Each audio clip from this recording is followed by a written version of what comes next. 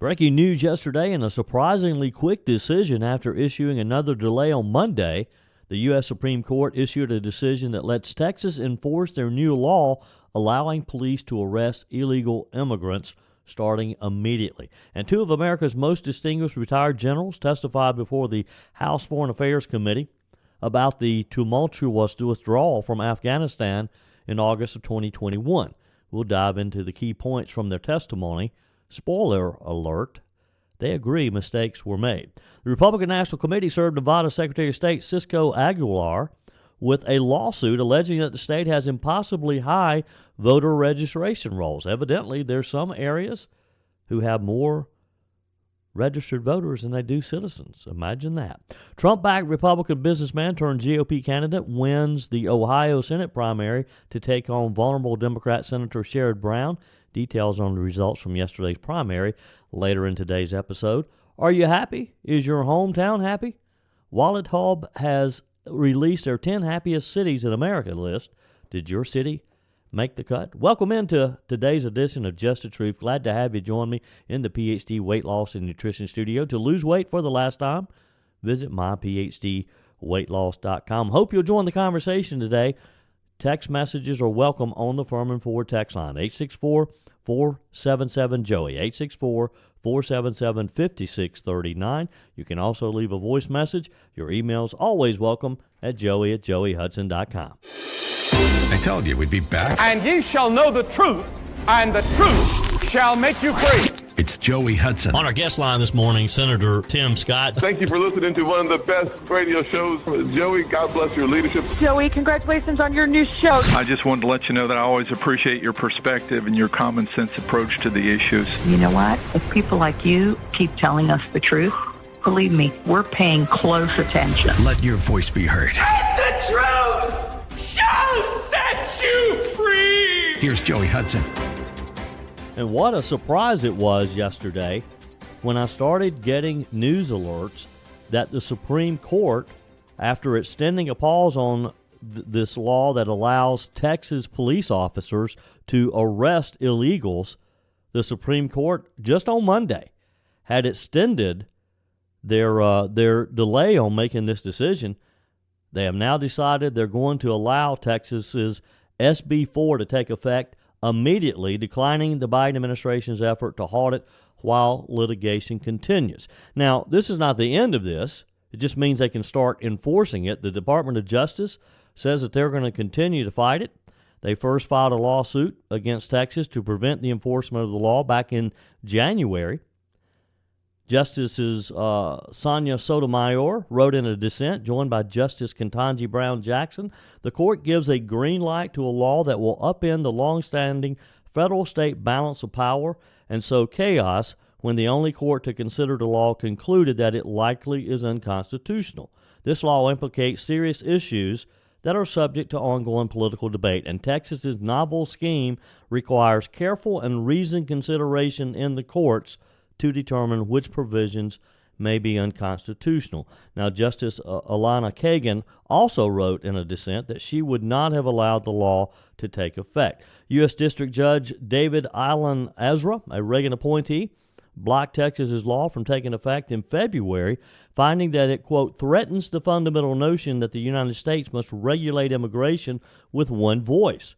The Fifth Circuit issued an administrative stay early March, allowing the law to take effect while it considered the appeal, prompting the Biden administration to file the emergency application with the U.S. Supreme Court.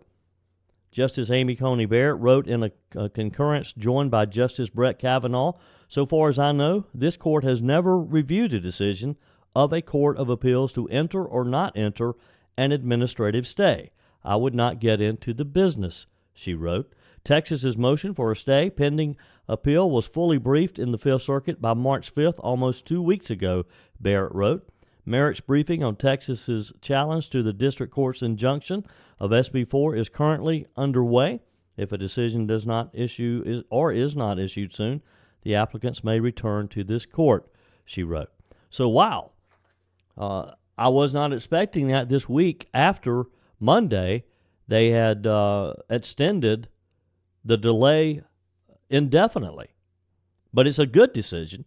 And for the liberal justices on the court to argue that this is going to upend the long-settled federal-state balance of power, has the Biden administration not already upended that balance by demanding that Texas, who has taken the brunt of the illegals coming into our country, they've had to house them, feed them, try to protect themselves from their crime, watch drugs come across the U.S.-Mexico border, and they're supposed to sit there and do nothing about it? This was the right decision by the court, and I believe that ultimately it's going to be upheld and other states will start passing similar laws. That's how we're going to solve this, because Joe Biden evidently is not going to solve it. So let the states take the law into their hands and enforce it. Arrest these illegals, bust them back to the Mexico border. It's just that simple. Also yesterday, two of America's most distinguished retired generals testified before the House Foreign Affairs Committee. They shed some light on the withdrawal from Afghanistan back in August of 2021. We're going to dive into the key points here from their testimony. General Mark Milley and General Kenneth McKenzie appeared before the committee. They were highlighting a series of eras spanning 2 decades, they said, of war that contributed to the chaotic withdrawal.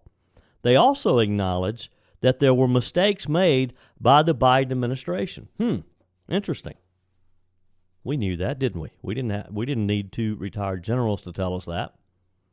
Milley criticized the administration for poorly timed non-combatant evacuation operations known as NEO and a lack of proper intelligence gathering before the withdrawal.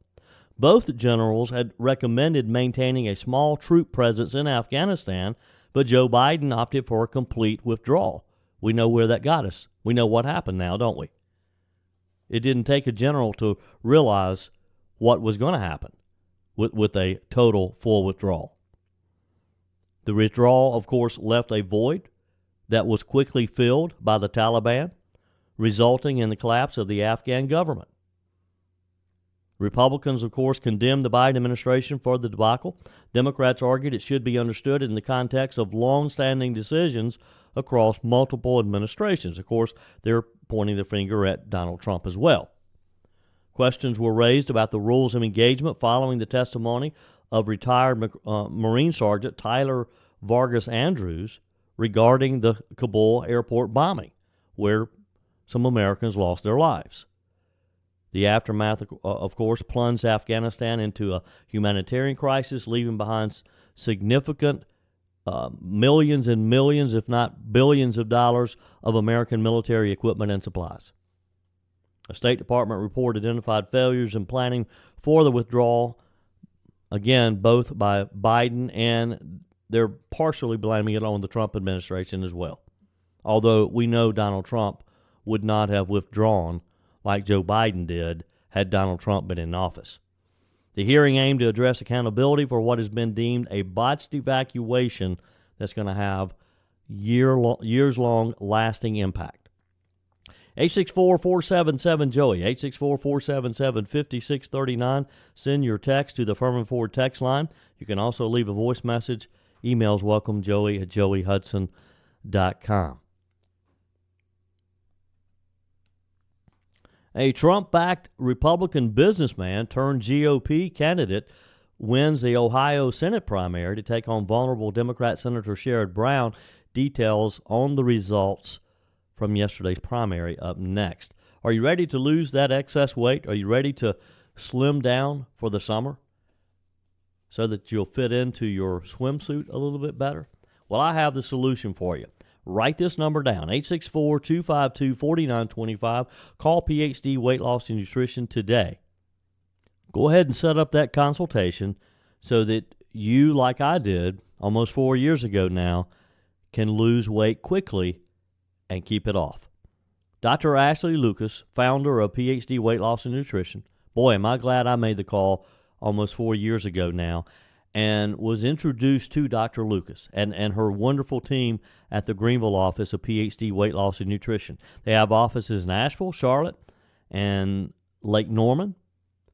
If you're not in the area, they can also do the program virtually. And we've had listeners from all around the country take advantage of this wonderful program. They've gotten healthy, they're sleeping better, they have more energy, they're doing things that they haven't been able to do in a long, long time, all because they made the call, 864-252-4925, and they started the PhD Weight Loss and Nutrition Program. I promise you, if you make that call today and you set up your appointment and you start the program, within just a few weeks, you'll be calling, you'll be texting, you'll be emailing saying, Joey, thank you. I've lost 10 pounds, 20 pounds, 30 pounds. When I started the program in July of 2020, I lost 30 pounds pretty quickly. And the good news is I've been able to maintain that weight loss all these years later. You can too. Go to myphdweightloss.com, get all the information you need, set up that appointment, and get started today to a healthier, I promise you, you'll love yourself for doing this. PhD Weight Loss and Nutrition, the official partner of the Clemson Tigers. Republican businessman Bernie Moreno won the Ohio Senate primary yesterday with the help of former President Donald Trump and his allies, according to the Associated Press's desk last night. Moreno secured 41.9% support compared to State Senator Matt Dolan's 36.3%, and Secretary of State Frank LaRose's 21.8%. The Trump-backed businessman will face vulnerable Democrat Senator Sherrod Brown in November for what some are saying will be the most competitive race in the 2024 cycle. LaRose had a steady advantage in the primary until the race started tightening back in December, according to 538 survey compilation. Moreno took the lead on March 1st. Dolan saw a late spike just ahead of Election Day that nearly tied the two in the average. Again, with the support of Donald Trump, Moreno received other key endorsements. Prominent Trump-aligned national Republicans included Ohio Senator J.D. Vance, while Dolan and LaRose received mostly their support from state and local leaders. Days before voters took to the polls, Dolan scored Ohio Governor Mike DeWine's support. It was a little too late, though. Moreno and Dolan ran in the 2022 GOP primary for the seat currently held by Senator Vance, which the state senator came in third. The businessman withdrew from the race before the votes were cast. The race became quite expensive, and this appears to be a trend for the 2024 elections. Republicans sparred largely over border policy, abortion restrictions, and Ukraine funding. Roughly $54 million has been spent on ads for the Senate race, including $19.1 million boosting Dolan, $15 million supporting Moreno, and $5.5 million promoting the Secretary of State LaRose, according to data compiled by Ad Impact. Dolan, who was in the race for the longest, outraised and outspent the other Republicans, according to the Federal Election Commission. Moreno followed closely behind Dolan, while LaRose, who was last to jump in the race, lagged behind both of them. Both Dolan and Moreno had roughly $2.4 million in the bank going into the primary election day, while LaRose reportedly had less than $600,000. This according to FEC data. Moreno will have to compete with Brown's massive fundraising advantage, as he's already brought in $26.7 million this cycle and has $13.5 million cash on hand. The senator also has reported spending about just over $16 million.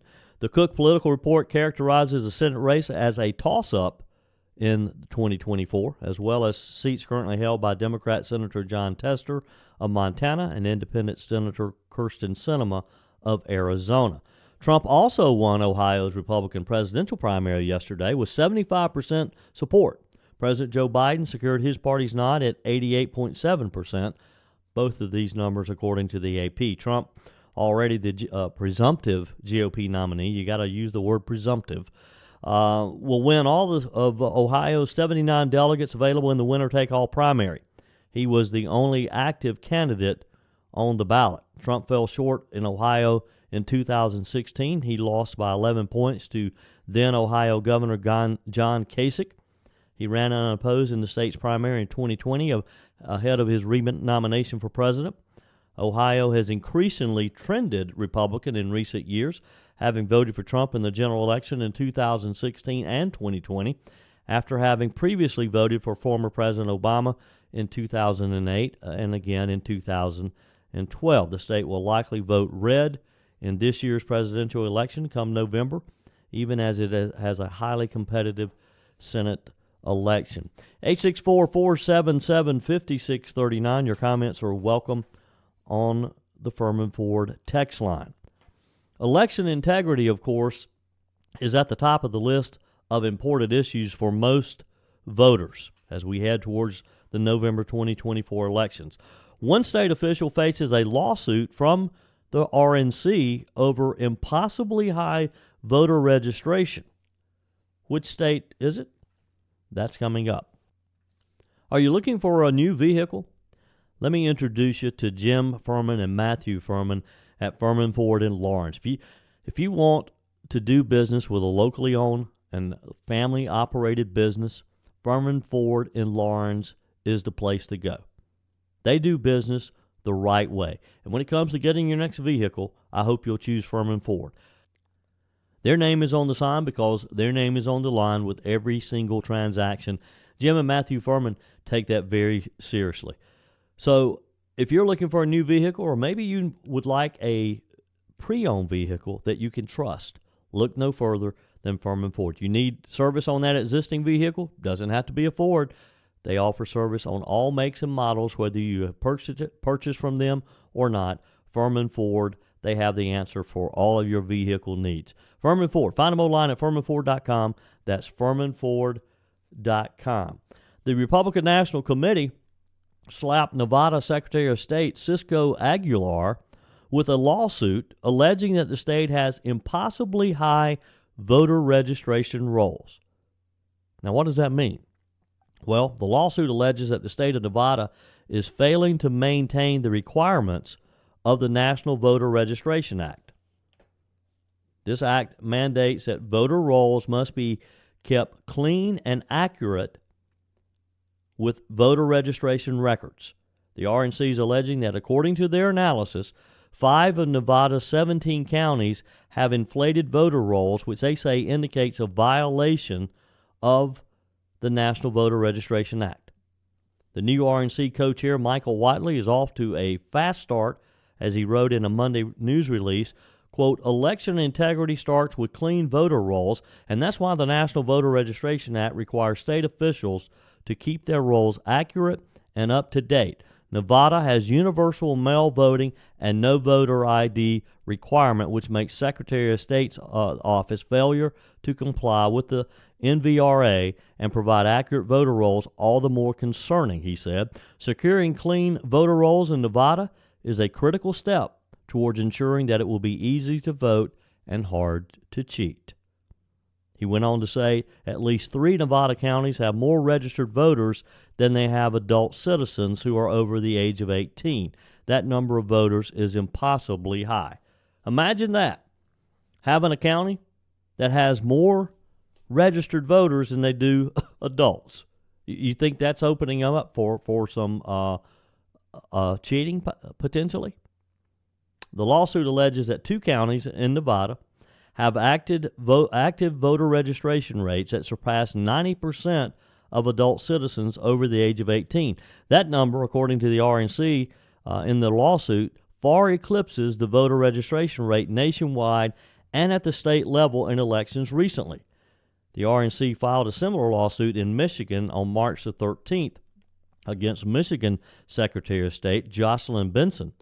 That lawsuit alleges that the state was failing to comply with the same law, the National Voter Registration Act, because numerous counties allegedly had inflated voter rolls in Michigan as well. As of March 14th, the RNC had filed 79 election integrity lawsuits in 23 states in the 2024 election cycle. So let me pause here a minute to say this about that. You know, quite often, many of you text me, you email me, you call me, we're at an event together, we have a chance to talk, and you say, Joey, what reason do I have to vote? Because they're just going to cheat again. What's the Republican Party doing about it? Well, this is an example of the Republican National Committee trying to be proactive and trying to level the playing field as best they can. Hold the Democrats' feet to the fire and make sure that these little loopholes, with Nevada, again, they have no voter ID requirement and they have universal mail-in voting. So we got to make sure that Nevada's voter rolls are as clean as possible, or in those counties that have more voters registered than they do have adults, you can bet there's going to be some cheating in those counties.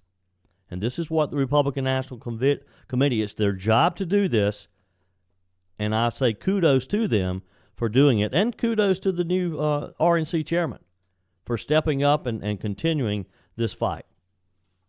Many swing states still have some laws in place that Republicans have previously decried during the 2020 election. A recent Daily Caller investigation revealed that the RNC is currently working hand in hand with the NRCC and the NRSC on an expansive election integrity effort. And that's what they need to be doing.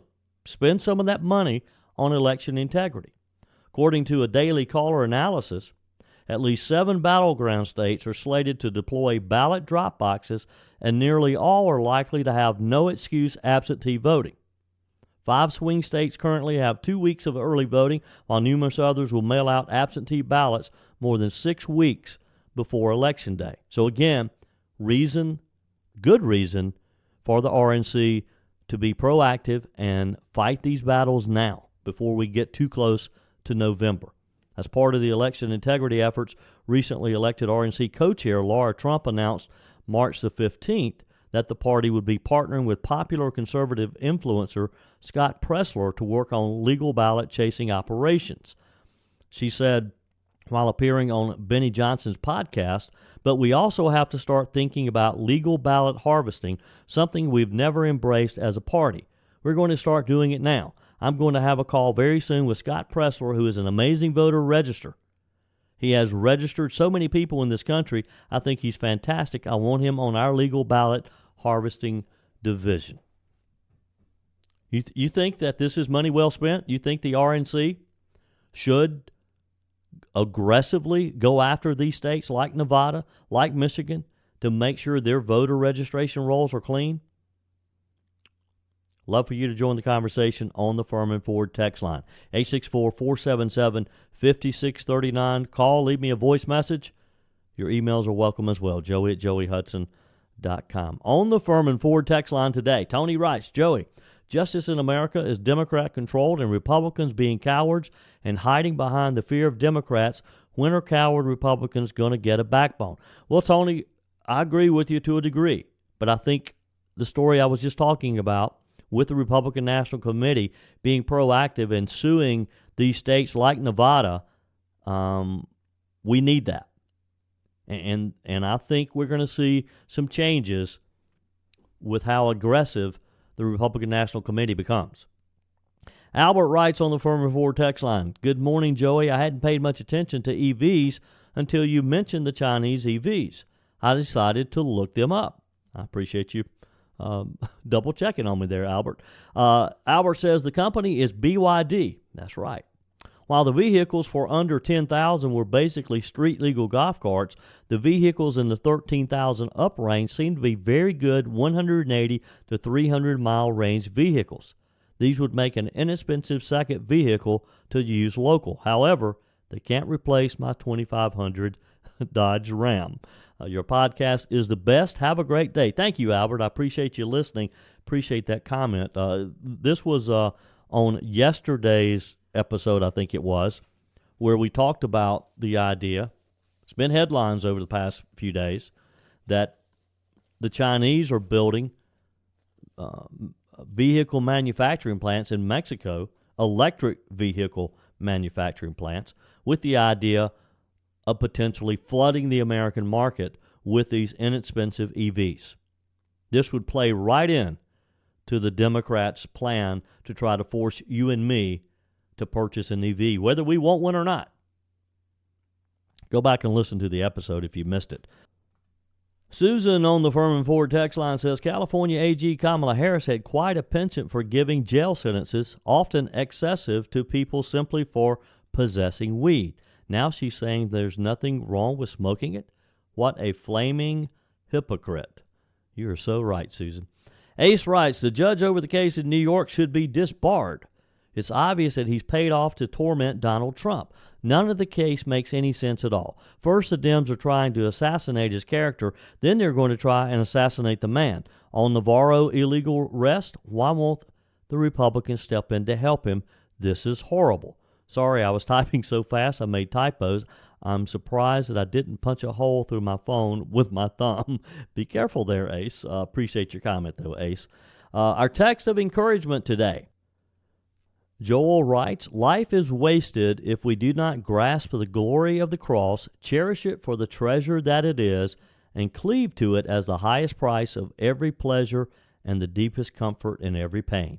What was once foolishness to us, a crucified God, must become our wisdom and our power and our only boast in this world. God bless. Thank you for that text. Yours is welcome as well on the Furman Ford text line, 864-477-JOEY. Leave a voice message. Send me an email, joey@joeyhudson.com. Are you happy? Is your hometown happy? Wallet Hub has just released their 10 happiest cities in America. Did your city make the cut? I got it here for you in just a moment. First, let me talk to you about that refrigerator that you woke up to this morning that died overnight. Do you need new appliances? Are you tired of buying appliances from inexperienced salespeople? Did you go to the big box store today trying to get some answers on questions on the right appliance for you? Whether you're replacing a broken appliance or maybe you're just upgrading, maybe you're remodeling the kitchen, you need all new appliances to enhance the look and feel of your home. When you're ready, you don't want to have to wait weeks or even months to get your appliances, and you want to make sure you make the right choice in purchasing them. That's what you're going to get when you go to Discounted Appliance Warehouse. There's never any shipping or supply issues. They have over 1,500 appliances in stock. You buy it today, quite often you can use it today. I'm talking 11,000 square feet that's slammed full of appliances. And with their expert installation, award-winning service department, and their extended warranties, Discounted Appliance Warehouse, they have you covered well after the sale. That's because you're more than just a credit card swipe to Jeff and Johnny and Kyle and the whole team at Discounted Appliance Warehouse. They really do treat you like family. I know firsthand because I've been doing business with them for a long, long time. Discounted Appliance Warehouse, they're in Pickens and online at dawpickens.com. Spring has sprung. Boy, have we had some beautiful days. Was a little windy yesterday, a little cool. Today is going to be much warmer, clear, bright, and sunny. And for many of us, this means warmer temperatures means we're going to be outside more time outside doing the things we love. It's no surprise that spending time outdoors can boost your endorphins and overall make you happier. In line with that, Wallet Hub has just named the top 10 happiest cities in America. The company compared 182 of the largest cities in the country across three dimensions: emotional and physical well-being, income and employment, and community and environment. Other subcategories that factored in were sports participation, life expectancy, poverty rate, the separation and divorce rate, ideal weather, plus other factors included as well. Scottsdale, Arizona was among the top cities in a list of the happiest spots in America. Here's the list, counting down 10 to 1. Number 10, Scottsdale. Number 9, Columbia, Maryland. 8, Pearl City, Hawaii. I'm not sure I've ever heard of Pearl City. 7, and this is surprising, San Francisco, California. 6, Honolulu, Hawaii. I can believe that one. Number 5 on the list, again surprising, Irvine, California. Number 4, Madison, Wisconsin. Then San Jose, California. Number 2, Overland Park, Kansas. And the happiest city, again, I'm suspicious, Wallet Hub, Fremont, California. And there you have it. Gosh, out of the 10, there's 1, 2, 3, 4 in California, I think there needs to be a recount. Now, according to Wallet Hub, here's why they chose these cities. Fremont was named the happiest city because it has the highest share of households with an income above $75,000 at 80%. The people in Fremont tend to have high rates of life satisfaction, low depression rates, and more. Wallet Hub says it's also the city with the lowest separation and divorce rate in the country at only 8.9%. Overland Park, Kansas came in number 2 as it has the lowest poverty rate in the country at 4.2% and one of the highest sports participation rates in the country. The company gave the number 3 spot to San Jose, California, as it has the longest average life expectancy in the country and is considered the best city on health and wellness, according to a health index used by Wallet Hub in their survey. Cities on the lower end of the list included Jackson, Mississippi at 175, Shreveport, Louisiana at number 178, and Detroit, Michigan, and I do believe this, ranking last among the big cities at 182. Wallet Hub analyst Sakandra Happy said that, now that's did I just say that? That's what it says. Cassandra Happy is the analyst with Wallet Hub talking about the happiest cities. Ms. Happy said that 2 city rankings in particular surprised the team. It is astonishing to see Honolulu jump from 33rd to 6th place and Pearl City surge from 55 55th place to 8th place in the rankings, she said. Again, I've never heard of Pearl City. She continued, the transformation of these cities highlights the importance of dedicated efforts to address economic opportunities, community cohesion, and mental health support systems. Other notable rankings in the report: South Burlington, Vermont, ranked as the city with the highest level of adequate sleep. However, Wallet Hub found that Burlington also had the fewest work hours among the population there.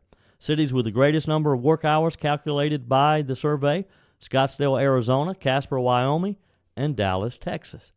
Again, that's according to analyst Cassandra Happy. I still can't believe I did not notice that earlier, that Cassandra Happy had come up with the happy list of cities. I believe that my hometown of Greer should be on that list. Of course, they're on the smaller end of the spectrum of the cities that were surveyed, but I think people in Greer are overall happy. Are you happy? Is your city happy? Maybe we should do a happy list of our own here in the upstate of South Carolina, western North Carolina, and northeast Georgia, or wherever you may be listening to Just the Truth. That's it for today's edition, by the way. Thank you for joining me in the PhD Weight Loss and Nutrition Studio.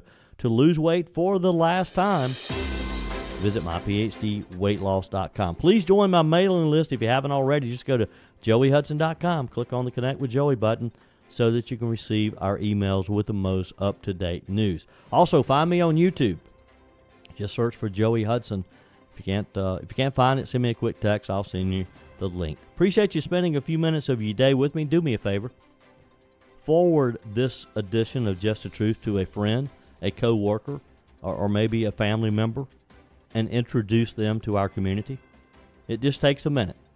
Just hit the little share button and send it to 3 or 4 or 5 or 10 people on your contact list and ask them to join Just the Truth. Keep your comments coming via the Furman Ford text line, 864-477-JOEY, and keep your emails coming as well, joey@joeyhudson.com. We're back again tomorrow. I hope you'll plan to join us. Until next time, remember, God's got this. He's still in control.